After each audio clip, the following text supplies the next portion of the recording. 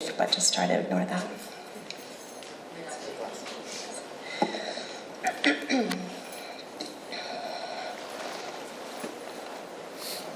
Sorry about your friend, my son said. My wife must have explained to him why earlier that day I'd been curled up in the corner of the kitchen, sobbing uncontrollably. Thanks, buddy, I told him. Who was she? He asked. I paused for a moment. I felt ill-equipped to explain a person's life, especially a life like Frances's, in just a few words, let alone to a little boy who'd never met her. Well, I began. Her name was Frances. Frances was my first women's studies teacher at Langara College when I was 22. I am still grateful pretty much every single day for the life-changing experience that was my time at Langara. In the beginning, Frances terrified me. Okay, I never actually stopped being terrified of Frances, but in the beginning, I was flat out terrified. Physically, she was intimidating, sure, but it was more than just her tall stature.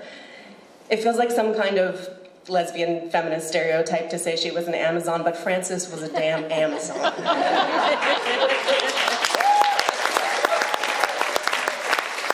And I don't mean that the way that some people might describe somebody as an angel. I don't believe in angels, but I do believe in Frances. It was about how she carried herself, how she stood tall and took up space unapologetically, and how she didn't have time for your bullshit. As I told my son, she did not suffer fools gladly. In a word, Frances was direct. She looked you in the eye and expected something of you. It wasn't confrontational, just more along the lines of, why wouldn't I expect something of you? Don't you expect something of yourself? I found Frances frightfully intimidating, so I set about doing what I do when I want people I'm afraid of to like me. I tried to make her laugh. Luckily for me, Frances also had a great sense of humor. Making Frances laugh gave me a satisfaction so deep it was silly. And for years, when Frances was funny herself, it took me a second to be sure, wait, was that a joke? God, what if I laugh and it wasn't a joke? Is it possible to actually die from her looking over her glasses at me?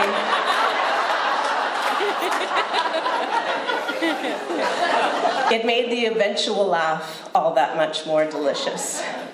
Frances taught me that being funny can be an integral part of my feminism. Thank you, Frances. While at 5'3", without the heels, I can't begin to pull off intimidating like Frances could, but thanks to her, I learned how to hold myself as tall as she stood and look anyone directly in the eye. I can't always manage it, but the older I get, the easier it becomes and the better it feels, so thank you, Frances. Almost a decade after my time at Langara, Frances came back into my life. I'd landed an important job that I was very excited about. It felt like a pretty big coup, and I was filled with passion and dedication, and things started off okay. And I was doing a pretty good job, but eventually my inexperience and my naivety and my lack of understanding about the sometimes unhealthy motivations, be they unintentional or not, of human beings resulted in things starting to crumble. I'd recently run into Frances at an event. By this point, she was executive director of the Vancouver Folk Music Festival and was running things there. No small undertaking, no big surprise. When I needed help, I turned to Frances, who came to my aid like the Amazon she was. By then, I was so filled with self-doubt, so confused about what I should be doing with my life, I was absolutely falling apart. One day, in a flood of tears and run-on sentences, which she did not care for, I told Frances all the criticisms leveled at me by some of the people I was working with, how they'd said this and told me I needed to do that, and how I felt powerless to fix things. Frances waited until I'd stopped for a breath. Then she looked at me in the eye and said calmly, "These are the thoughts of stupid people."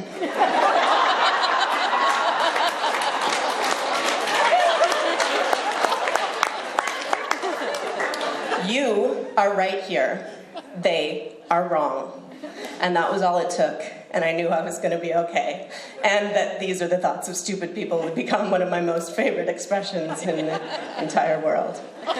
Frances taught me that it's okay to name it when people act stupidly. and to respond to them accordingly. She reminded me that I was smarter than I was giving myself credit for. I wish I could say I learned that lesson firmly, but I fall into thinking everyone is smarter than me a lot. I often have to remind myself to check in with reality rather than bowing down to the thoughts of stupid people, but I doubt myself much less now, so thank you, Frances.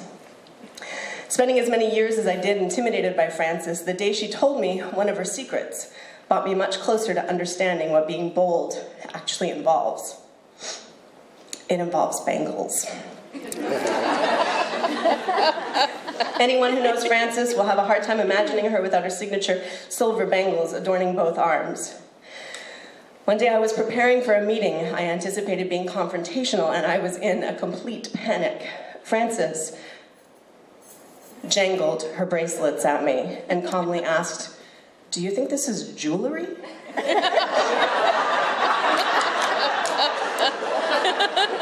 "This is armor," she told me. Every time I have to speak in front of people, every time I have to attend a meeting where I know some man will tell me I don't know what I'm talking about, I feel these on my arms and they can't touch me. I had seen Frances on more than one occasion, very calmly and with a biting sense of humor, take down much bigger men than she at meetings. Knowing that she had to consciously step into that bravery made me think I could do it too. So thank you, Frances.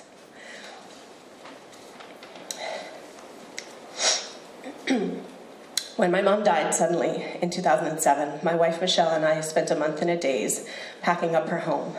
Once that was done, the shock began to wear off, the grief began to set in, and the loss hit me with the strength of a freight train. My wife suggested we get away somewhere for a few days just to rest and grieve. It seemed a very complicated thing to do. We needed to be somewhere relaxing and private where we could feel comforted but not be expected to return anyone's smiles if we couldn't manage it. We found the perfect place when Frances and Marguerite welcomed us to their bed and breakfast on the Sunshine Coast, Honeysuckle Cottage. When I needed it, Frances sat with me in their beautiful garden, overflowing with life, and she talked to me. When I needed it, Michelle and I stayed in the guest house and cried, watched movies, stared at walls, and grieved. When I think of that time, I am still overwhelmed with gratitude. I can't imagine being able to be exactly where I was emotionally anywhere else. It was a softer, gentler Frances I experienced on that trip, one who didn't expect me to be brave or even consider donning armor. But once again, Frances had quietly, calmly held me up and helped me know that I was going to be okay. So thank you, Frances, and thank you, Marguerite. There are many more Frances stories I could tell in which over the past couple of decades she's taught me so much about things like organizational management, marriage immigration, bookkeeping, and the fight for abortion rights in Canada, but it was the way she lived, how big she loved, how hard she laughed, how bravely she fought, and most of all, how committed she was to mentoring the likes of me, for which I am forever indebted to her. I'm not the only one who has stories of Frances to tell. I know so many people who can trace back pieces of ourselves that we love directly to Frances.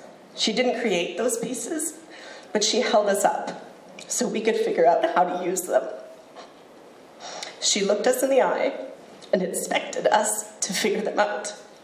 Her mouth turned up at the corner in a smile, or her cheeks ruddied with laughter, and she encouraged us to step into everything we were worth. Sometimes she instructed us directly, sometimes she led by example, but always she cleared the way. If we can be half the people she taught us to be, we too will be nothing short of Amazons. So, buddy, I said, she was someone very important to me, and at many times in my life she taught me so much.